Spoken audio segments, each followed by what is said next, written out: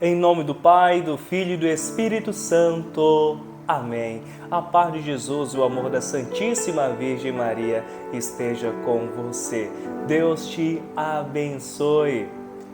Eu sou o Padre Fabrício Rodrigues. Seja muito bem-vindo a esse canal de evangelização. É um prazer imenso ter você aqui comigo. Eu quero te convidar hoje, dia de São Pedro e São Paulo, é uma solenidade sempre celebrada no domingo entre 28 de junho a 4 de julho. Eu quero te convidar hoje a meditar o Evangelho desse dia. Mas antes, eu quero te pedir uma coisa. Se você ainda não é inscrito nesse canal, faça isso agora. Se inscreva, ative o sininho de notificações. Isso irá nos ajudar muito na evangelização. E não esqueça de deixar o seu like no vídeo. Assim mais pessoas receberão a palavra de Deus. Seja um evangelizador, se inscrevendo e deixando o seu like neste vídeo. O evangelho de hoje, Mateus capítulo 16, versículos de 13 a 19. Mateus 16, versículos de 13 a 19. Vamos rezar juntos? O Senhor esteja convosco, Ele está no meio de nós. Proclamação do Evangelho de Jesus Cristo segundo Mateus. Glória a vós, Senhor. Naquele tempo, Jesus foi à região de Cesareia de Filipe e ali perguntou aos seus discípulos: Quem dizem os homens ser o Filho do Homem? Eles responderam: Alguns dizem que é João Batista, outros que é Elias, outros ainda que é Jeremias ou algum dos profetas. Então Jesus lhes perguntou: E vós, quem dizeis que eu sou? Simão Pedro respondeu: Tu és o Messias, o Filho do Deus vivo. Respondendo, Jesus lhe disse: Feliz és tu, Simão, filho de Jonas, porque não foi um ser humano que te revelou isso, mas o meu Pai que está no céu. Por isso eu te digo que tu és Pedro, e sobre esta pedra construirei a minha igreja. E o poder do inferno nunca poderá vencê-la. Eu te darei as chaves do reino dos céus. Tudo o que tu ligares na terra será ligado nos céus. Tudo o que tu desligares na terra será desligado nos céus. Palavra da salvação, glória a vós, Senhor. Nós celebramos hoje o martírio dos apóstolos Pedro e Paulo, mortos na perseguição de Nero no ano de 64. Através desses dois apóstolos, a Igreja celebra hoje sua apostolicidade. Creio na Igreja, una, santa, católica, apostólica. Mas o que significa isso? Que celebra seu fundamento apostólico, graças ao qual ela se apoia diretamente, sem espaços vazios, sobre a pedra angular que é Cristo. Consequentemente, já não sois hóspedes nem peregrinos, mas sois concidadãos dos santos e membros da família de Deus, edificados sobre o fundamento dos apóstolos e profetas, tendo por pedra angular o próprio Cristo Jesus. São Pedro e São Paulo são os últimos dois anéis de uma corrente que nos une ao próprio Cristo. Em certo sentido, nossa comunhão com Jesus passa através deles. Nós celebramos, por isso, a festa dos fundadores de nossa fé, dos antepassados do povo cristão.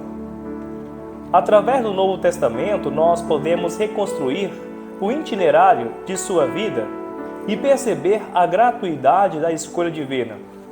Pedro era um pescador da Galileia, com André, seu irmão, e o velho pai Jonas. Passava os dias no lago de Tiberíades. Sempre o mesmo trabalho: lançar as redes, esperar, recolhê-las e depois, à tarde, consertá-las sentado na praia. Foi precisamente numa tarde, enquanto lançava as redes para a última pescaria, que passou por ali Jesus e falou a ele e a seu irmão: Vinde após mim, e eu farei pescadores de homens.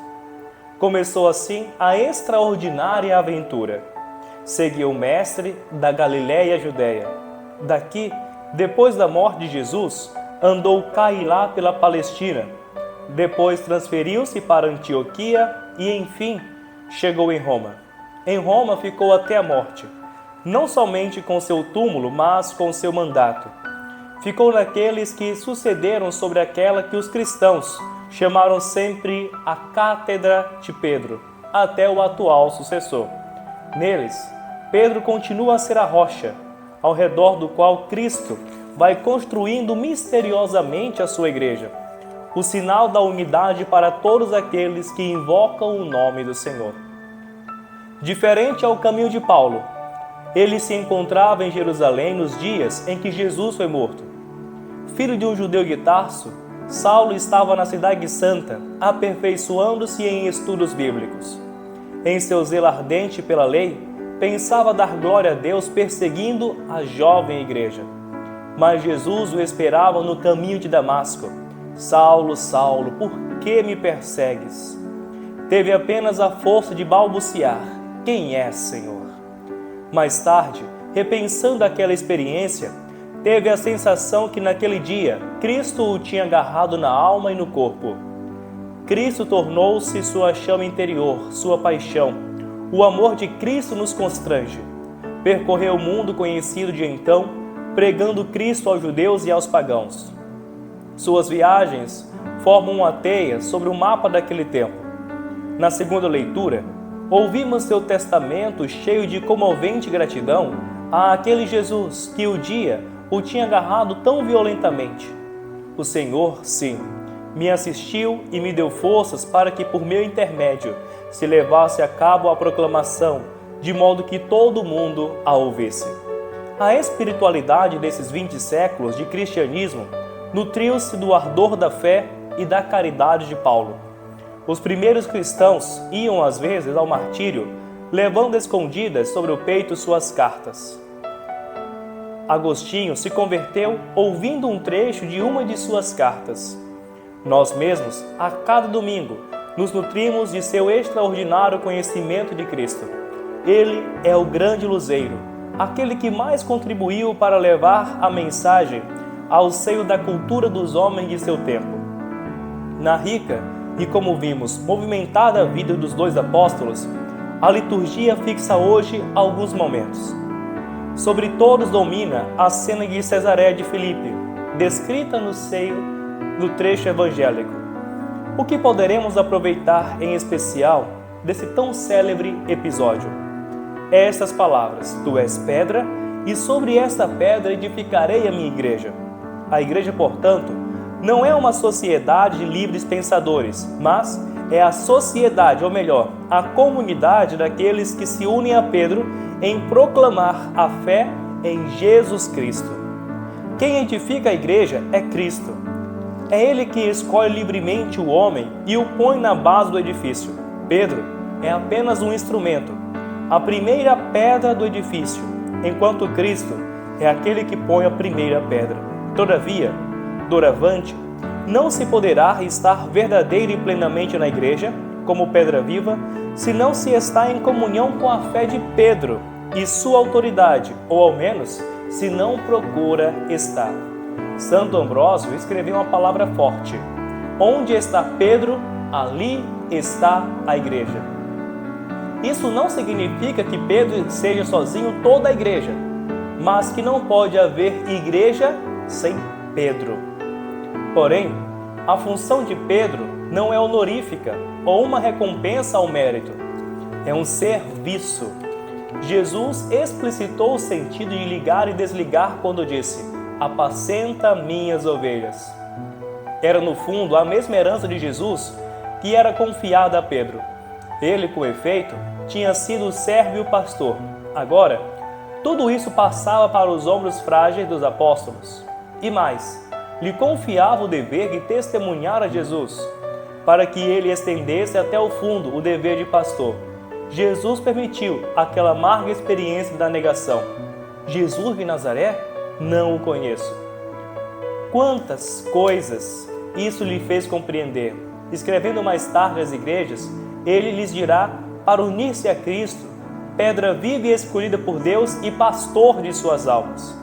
como para dizer que só Cristo é a pedra sólida e o pastor que nunca decepciona e que é necessário apoiar-se nele, não no homem. Testemunha de Cristo, pastor e servo dos que creem, portanto, são as características que de Cristo passaram a Pedro. De Pedro, passaram a seus sucessores, os bispos de Roma. A história nos diz que também eles, como Pedro, às vezes falharam, não na fé, mas no testemunho e no serviço. Não podia ser diferente, desde que Jesus escolheu o serviço de homens e não de anjos para levar adiante sua igreja. A crítica que era justa no passado não é mais válida hoje, pois a igreja, privada de grande parte do poder terreno, dá com seus papas um valioso testemunho de Jesus Cristo e de seu Evangelho. Terminemos lembrando o episódio da primeira leitura. Pedro está na prisão, aguardando ser entregue ao povo para ter, talvez, o mesmo fim de seu mestre. Mas toda a igreja orava por ele. É essa também a coisa mais urgente a ser feita agora. O sucessor de Pedro está seguidamente na prisão e processado também ele. Há a seu redor um círculo de hostilidade, de crítica, muitas vezes maldosa e grosseira, que não tem nada a ver com a liberdade e a parresia cristã em face da autoridade. Devemos rezar. Rezar antes de tudo, para que Deus faça de nós, cristãos, verdadeiramente apostólicos, solidamente ancorados à fé dos apóstolos Pedro e Paulo. Rezar também pelo sucessor de Pedro, para que ele, que o colocou em tal posição, o ilumine e o torne capaz de confirmar os irmãos. São Pedro e São Paulo, rogai por nós. Deus te abençoe. E não se esqueça, compartilhe esse vídeo, assim você vai estar evangelizando também. O Senhor esteja convosco, Ele está no meio de nós. Abençoe-vos, Deus Todo-Poderoso, Pai, Filho e Espírito Santo. Amém.